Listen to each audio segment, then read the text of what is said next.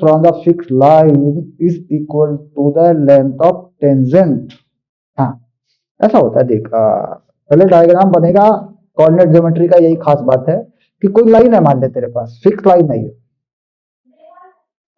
Line कैसी है, ये फिक्स लाइन है, इसका सब कुछ फिक्स है, a x plus b y plus c, ये लाइन है। हम्म 16 नंबर है। Locus of the moon show that its distance from a fix line. इस लाइन से इसका परपेंडिकुलर डिस्टेंस देख यहाँ पे, है ना, ये परपेंडिकुलर डिस्टेंस हो जाता है किसी पॉइंट से। ये पॉइंट क्या है, ये क्या, एच और के पॉइंट है ये, जो कि तेरे हिसाब से बदलने वाला पॉइंट होता है। Fix point of length of the tangent drawn from it to the circle। ये फिक्स पॉइंट पर से ही टेंजेंट की सर्कल पे डाली गई है, यानी ये तेरा एक रेडियस है सर्कल का कहीं, और किसी सर्कल पे डाली गई है। समझ रहा है बात को, ये है क्लियर। अब ये कह सर्कल को बढ़ाते जाओ,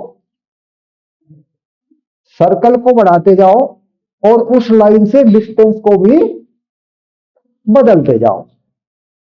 तो अगर अगर परिवर्तन करके देखूं तो ऐसा होगा, देख यहां क्या आ गया, एच के, और ये क्या बन गई लाइन से परपेंडिकुलर डिस्टेंस। तो ये एच के ऐसे ही सर्कल को बढ़ाता जाऊं और इस लाइन से परपेंडिकुलर डिस्टेंस को टेंजेंट बनाता जाऊं, तो ये क्या बन गया, एच के। नहीं बेटा, ये डायग्राम में सेम दिख रहा है। हाँ, ये डायग्राम पे सेम दिख रहा है, सर्कल खुलेगा तो अलग तरीके से। तो कह रहा है इस पॉइंट का लॉकस पैराबोला होगा। हम्म तो सबसे पहली बात तो आती है, किसी भी लाइन पे परपेंडिकुलर डाल दो अगर,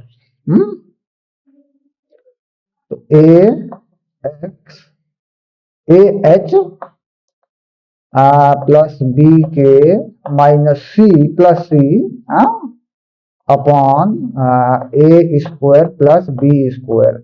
ये मैंने छोटे ए बी लिख दिए, वहां बड़े लिखे हुए हैं, ठीक है। ये परपेंडिकुलर डिस्टेंस डाली मैंने, ओके, एच के पे। और ये किसी सर्कल की टेंजेंट है, मतलब ये जो है किसी सर्कल की टेंजेंट है। अब सर्कल की टेंजेंट होने का मतलब क्या होता है कि सर्कल के, हाँ, सर्कल का कोई सेंटर होगा। सर्कल की रेडियस तो वेरी करेगी, नो डाउट, सर्कल की रेडियस तो वेरी करेगी, लेकिन सर्कल का कोई सेंटर होगा। सर्कल का सेंटर क्या मान लो, एल्फा बीटा।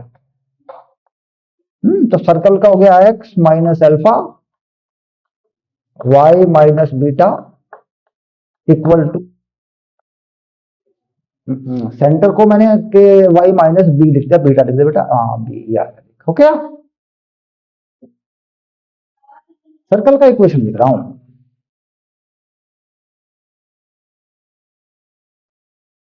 हाँ, एच को मैं सर्कल पे डालूंगा।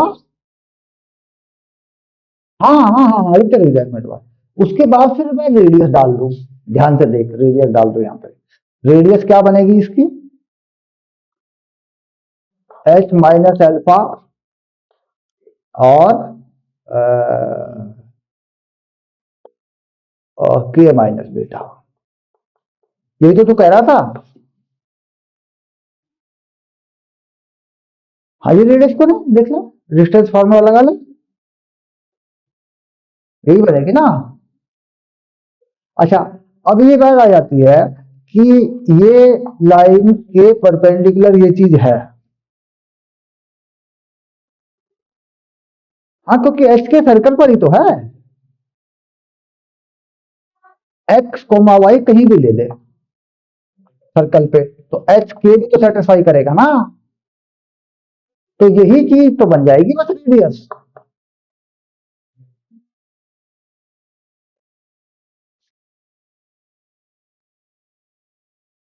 ना ना ना ना ना ना, जरूरत पड़ने पर उनमें से एक चीज लेंगे ना बेटा, जरूरत पड़ने पर इनमें से एक चीज लेंगे, क्योंकि ये लेना है, ये तो वेरिएबल आ गया ना, ये लेना है, पॉइंट तो वो है ना।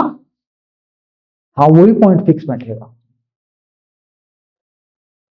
अब यहां पे ये जो डिस्टेंस आ रही है ये वाली, हम्म, इसका स्क्वायर कर ले, हो गया, और आर स्क्वायर के इक्वल कर ले।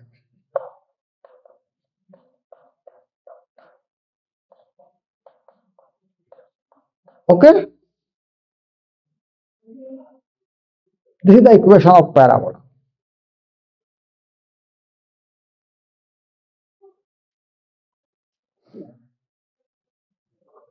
जो बिल्कुल पहला सवाल था हमारा एक्सरसाइज के अंदर, जिसमें डायरेक्ट्रिक्स का इक्वेशन ये था, हद नहीं है एक्स वाई में, और मैंने कहा था ये जनरल पैराबोला। हाँ, तो वो उसी बेस पे क्वेश्चन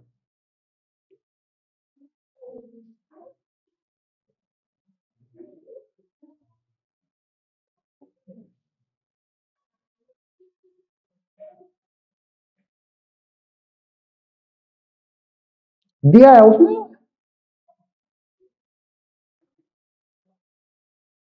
परपेंडिकुलर डिस्टेंस रेडियस के इक्वल दिया है, तभी तो बनेगा। बात को समझ, ये डायरेक्ट्रिक्स बनेगी, यहाँ कहीं वर्टेक्स बनेगा बीच में, है ना। बात को सुन, यहाँ कहीं वर्टेक्स बनता जाएगा, तभी तो यहाँ पैराबोला खुलता जाएगा।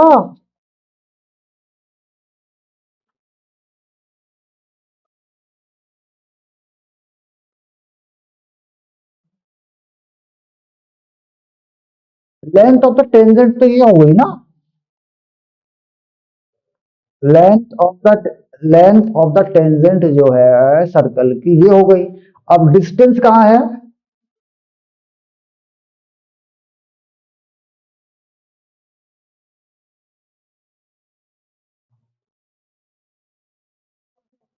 एक मिनट।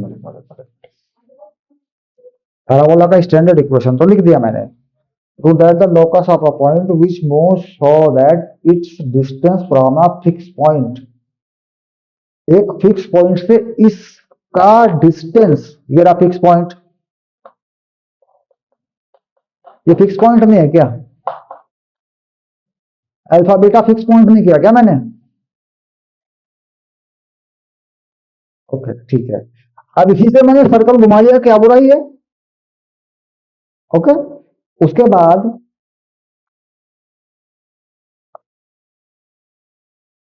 ये रही है,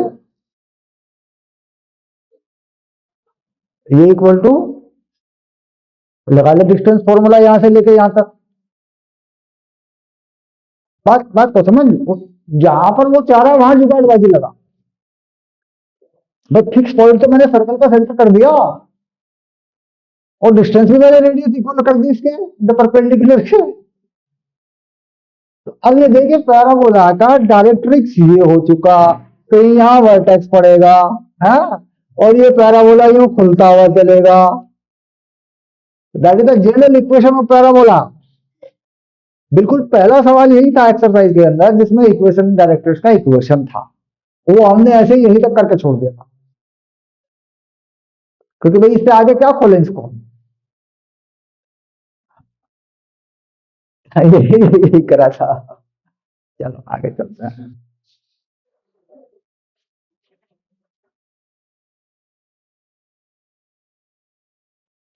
लगा ले अब तो, इसके इसके पी वाई के लगा ले पैराबोला, जब तो क्या प्रॉब्लम, उठा के लगवा, मैं उठा के लगवा दूंगा, बात खत्म।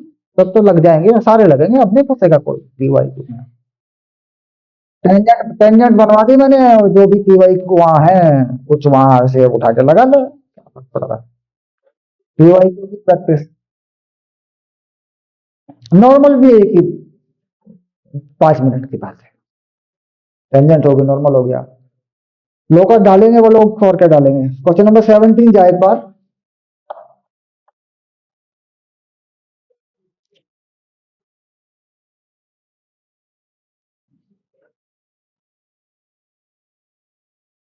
हाँ, if a circle is drawn so as always to touch a given straight line.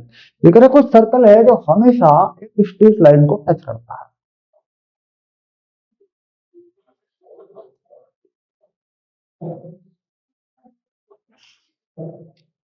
If a circle be drawn so as always to touch a given straight line and also a given circle, और दूसरे किसी circle को भी touch करता है ये circle, तो कोई और सर्कल भी है जिसे ये टच करता है। ये सर्कल दूसरा भी बना दिया, देख मैंने ए ये बना दिया, ले मैंने, ठीक है। कहीं भी बना दो, अंदर भी बना सकता है, अंदर भी बना दो, कोई फर्क नहीं पड़ता, क्योंकि जनरल क्वेश्चन है, अंदर भी बना सकता है।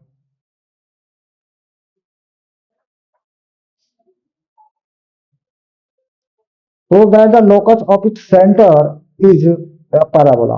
If a circle be drawn so that इसका सेंटर का locus parabola होगा।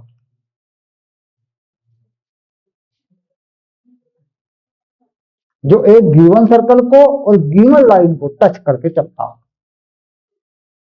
अब देख, इसको ना एक आसान रास्ते से कर, इसे बिल्कुल आसान रास्ते से कर। छोटा, हाँ हाँ हाँ, मैं बताता हूँ इसको। बिल्कुल इसका डायग्राम ऐसा बना कि जनरल ना बने, सिंपल फॉर्म में आ जाए।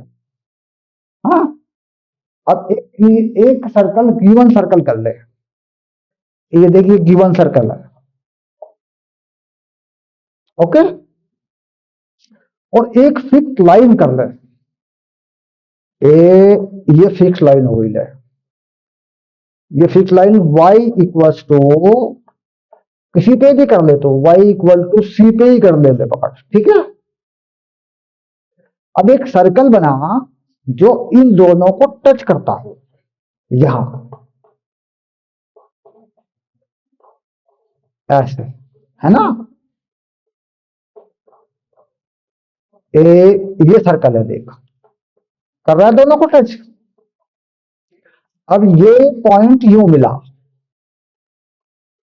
और इसके सेंटर को एच के मान, ये भी तुझे गिवन है, इसको क्या मान लू, x square plus y square equal to a square, ये मान लिया मैंने, ये वाला ना। लाइन क्या है, वाई सी है। तो लाइन पे परपेंडिकुलर डिस्टेंस और यहां से इसके सेंटर तक आई डिस्टेंस, क्लियर। हाँ, ये डिस्टेंस और इसके सेंटर तक आई डिस्टेंस, तो ये तो रेडियस हो गया ना, देख ये तो घूमता रहेगा। और टेंजेंट से ये भी रेडियस हो गया इसका, इसका रेडियस मान लो आर है, ये आर है। अब अगर इस सर्कल को बढ़ाता जाऊं, देख ऐसे बड़ा करता जाऊं, तो ये पॉइंट जो है कहीं ना कहीं मेरा इधर उधर सरकता हुआ चलेगा, तो कह रहा है ये पैराबोला पे चलेगा। हाँ, तो ये डिस्टेंस तो फिक्स हो गया ना, देख ये डिस्टेंस फिक्स हो गया। अच्छा, ये डिस्टेंस कितना बना, अच्छा एक मिनट, यहां से ये कितना बना, यहां पर जो पूरा है ये यहां तक सी है, पूरा का पूरा,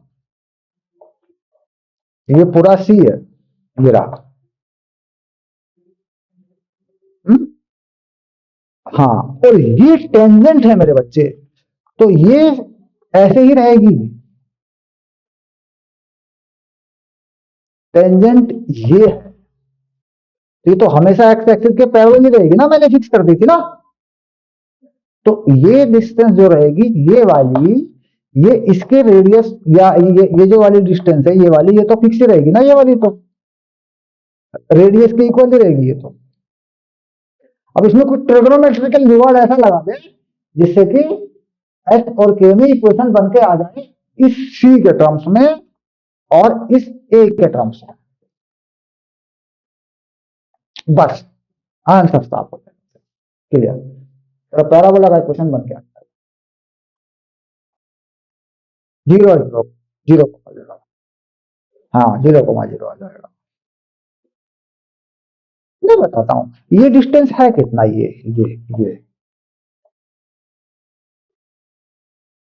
मान ले, इसको चाहे मान ले, कोई दिक्कत नहीं है। उसका कोऑर्डिनेट भी गिवन है। बेटा ये डिस्टेंस क्या है, मैं ये पूछ रहा हूँ। ये डिस्टेंस के है मेरे बाप। हाँ तो यही तो गलती हो रही है ना, एक मिनट रुक जा। तो सही चल रहा है, ये आएगी ना सी माइनस के, ये के आएगी और ये आएगी, ठीक है। अब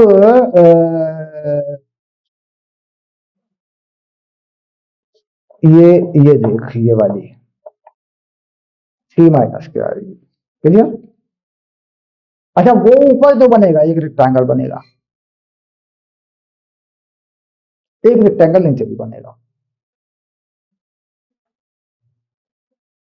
ए, ये वाला,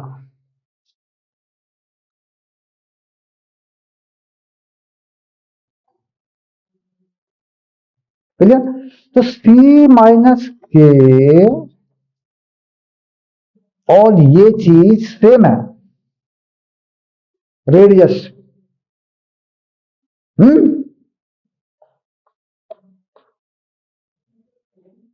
अच्छा, और ये भी रेडियस है।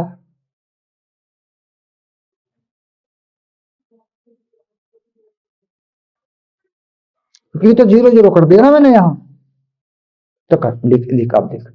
अब पहले देखें कि यहाँ रेडियस क्या है, इस सर्कल का रेडियस क्या है। इस सर्कल का रेडियस क्या है, सी माइनस के।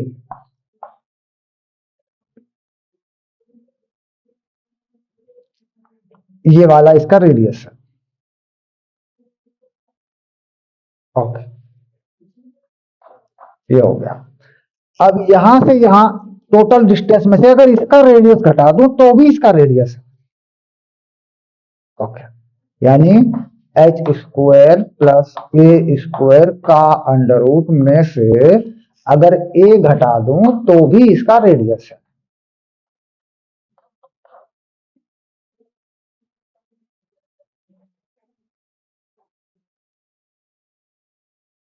बेटा ये आएगा देख, ये 0,0 है, ये एच के है, तो पूरा बनेगा ये डिस्टेंस डू।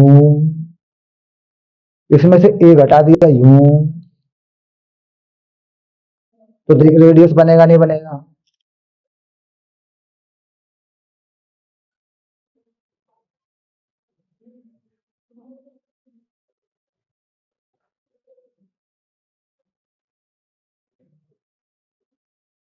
और ये सी माइनस के भी तूने तय कर दिया।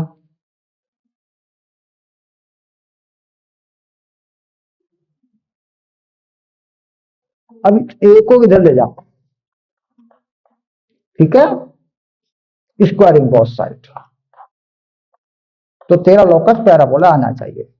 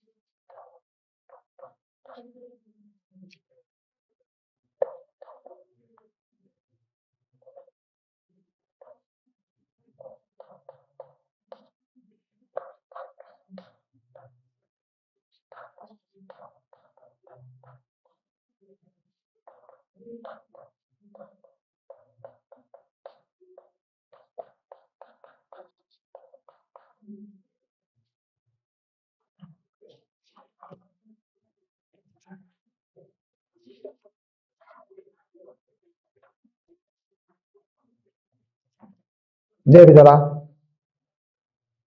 ठीक है, देख जरा, एक मिनट देख जरा, यहाँ पे y होना चाहिए तेरे पास, ये पूरा नंबर कॉमन ले। ये पूरा नंबर कॉमन ले, इसे लिख दे एक्स स्क्वायर, एच को, इसे पूरे को कॉमन ले, -2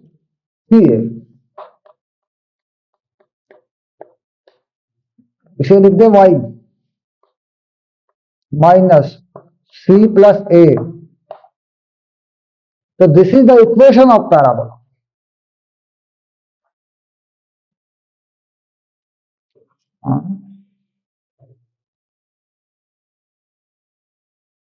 इसके टू जाएगा, इसके नीचे टू जाएगा, तो this is the equation of parabola.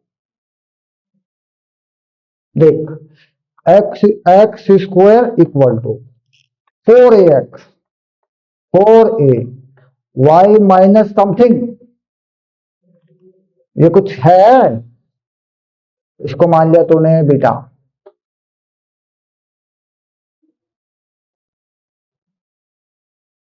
ये आ गया। अब किस तरह का इक्वेशन है जरा देख ले, माइनस में है, एक्स स्क्वायर पे है, बीटा पे है, तो बीटा पे चला गया वर्टेक्स प्लस में,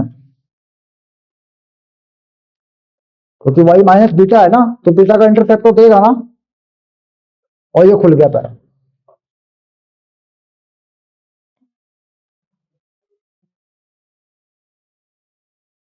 जनरल क्वेश्चन,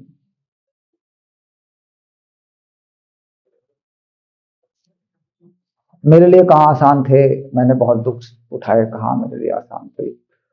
94 का यूपी बोर्ड, 96 का यूपी बोर्ड, कहाँ, मतलब सपना पास हो जाए और थर्ड डिवीजन आ जाए। पता थर्ड डिवीजन कितने में बनती थी? 45% से नीचे, इसे कहते थे थर्ड डिवीजन। और अगर ये चली गई ऊपर और 45% से ऊपर चली गई है, 60 तक चली गई, इसे कहते थे सेकंड डिवीजन। और 60 से ऊपर चली गई, इसे बोलते थे फर्स्ट डिवीजन। तो अगर कोई यहाँ पे पास हो जाए ना, 45 से नीचे आ जाए, उसके लिए लड्डू बता करते थे गाँव में, शहरों में, कि थर्ड डिवीजन से पास हो गया। यहाँ की तो यहाँ की तो बात छोड़ दे। मेरी 12th की मार्कशीट में मैथ्स में 35 22 35 22 30 22 ना, पेपर है तीनों, कोई प्रैक्टिकल नहीं था, 3 पेपर हैं बस। ये 11th 12th मिला के आया करता है,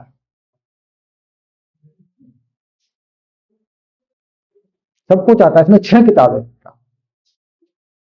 6 बुक्स, दो बुक्स पर है, इसमें 2 बुक्स हैं, इसमें 2 बुक्स हैं, इसमें 2 बुक्स हैं। इसमें ट्रिगोनोमेट्री और एलजेब्रा है, इसमें कैलकुलस और वो है तुम्हारी कोऑर्डिनेट ज्योमेट्री, ऐसा मिला के है। और इसमें तुम्हारा डायनामिक्स और स्टैटिक्स है। स्टैटिक्स नहीं पढ़ाई जाती, स्टैटिक्स बड़ी भयंकर चीज है। अरे स्टैटिक्स की बुक खोल के असल लोने की देखना, कभी वही लगी हुई थी सिलेबस में। डायनामिक्स भी वही लगी हुई थी, कोऑर्डिनेट ज्योमेट्री भी वही लगी हुई थी।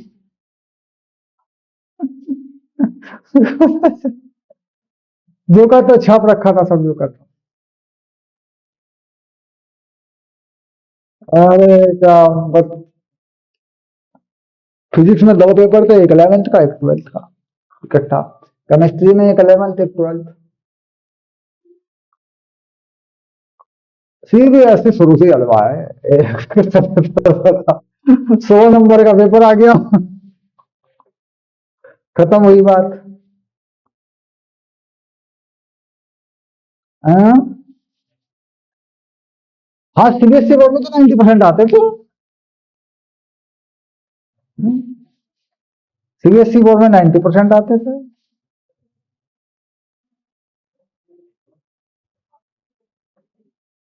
प्राइवेट एजुकेशन में था ना उस समय, अभी भी प्राइवेट में ही है वो, बट उस टाइम पे क्या था कि प्राइवेट एजुकेशन का जो सिस्टम था, इंटर कॉलेजों के अंदर पढ़ाई का दबाव बहुत ज्यादा था। जो हिंदी मीडियम के यूपी बोर्ड के इंटर कॉलेज थे, उन पर पढ़ाई का दबाव बहुत ज्यादा था, बहुत मारते थे teacher. 11th 12th 9th 10th भी बहुत मारते थे, एकदम बहुत मारते थे। जब जिस साल हम पास हुए उस टाइम रिजल्ट पता क्या था? आर्ट साइड का रिजल्ट 34%। हाँ, साइंस का रिजल्ट पीसीएम 11%, टीसीबी 21%। मेरी क्लास में 105 बच्चे थे। हम्म सारे मिला के, बायोलॉजी और मैथ मिला के 105 में से 13 पास हुए थे। एक फर्स्ट डिवीजन मेरे दोस्त की शाहिद की बायो में थी, एक मेरी थी बस। नहीं नहीं, मैथ में थी मेरी, उसकी बायो में थी।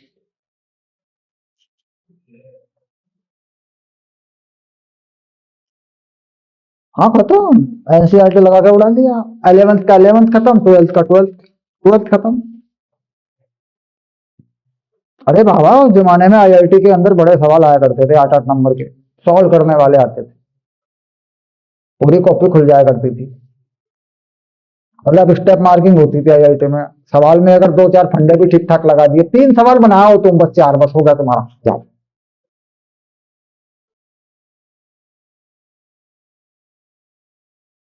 ऐसा होता है जब सवाल खराब हो जाता है ना, तो कुछ नहीं मिलता। जब सवाल का ही पता नहीं कहाँ है, क्या मिल जाएगा।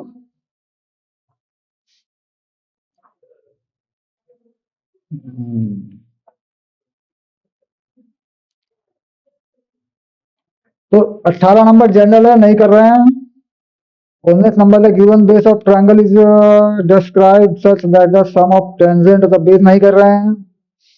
20 नंबर, डबल ऑर्डिनेट ऑफ इतने इतने है, लेंथ 8 की, ये डबल ऑर्डिनेट की वैल्यू जो रखी है, आप समझ रहे होंगे, डबल ऑर्डिनेट दोनों भाई।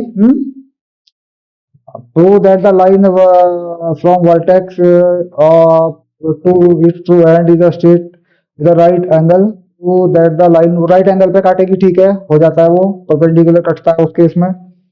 8 की पे वर्टेक्स से जाने वाली लाइन 45 बना देती है। हाँ, तो वो बना के देख लेना, तो नहीं यह मत बनाना, कोई जरूरत नहीं। हाँ, वो यूं काटेंगे तो लाइन बना देगी 90। उसके बाद टू पैराबोला जी नहीं। 22 नंबर,